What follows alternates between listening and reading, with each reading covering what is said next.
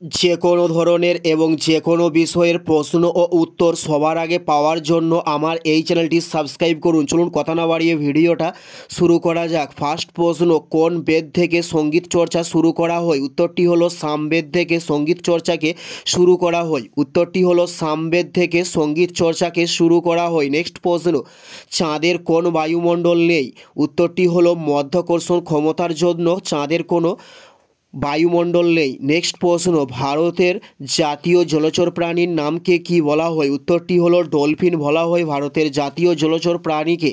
উত্তরটি হলো dolphin. Next প্রশ্ন, ভারতের প্রথম বিশ্ববিদ্যালয়ের নামকে কি বলা হয়? উত্তরটি হলো কলকাতা বিশ্ববিদ্যালয় বলা হয় ভারতের প্রথম বিশ্ববিদ্যালয়কে। নেক্সট প্রশ্ন, পঞ্চশীল নীতির প্রবক্তা কে ছিলেন? উত্তরটি হলো জওহরলাল নেহেরু ছিলেন পঞ্চশীল নীতির প্রবক্তা।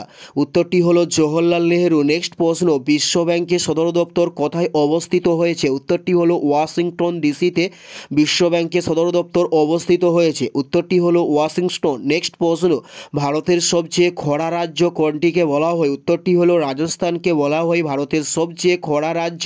উত্তরটি হলো রাজস্থানকে। নেক্সট প্রশ্ন, রেগুলেটিং অ্যাক্ট কত সালে প্রেস করা হয়? উত্তরটি হলো 1773 খ্রিস্টাব্দে রেগুলেটিং অ্যাক্ট পেশ করা হয়।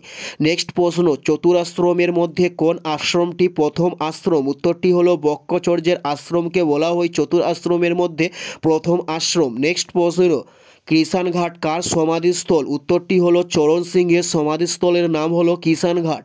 উত্তরটি হলো চরণ সিং। এটাই ছিল এই ভিডিওর লাস্ট প্রশ্ন। আর কোন ধরনের শিক্ষণীয় ভিডিও আপনারা প্রতিদিন দেখতে চান অবশ্যই কমেন্টে লিখে জানাবেন। পুরো ভিডিওটা দেখার জন্য আপনাদের অসংখ্য ধন্যবাদ।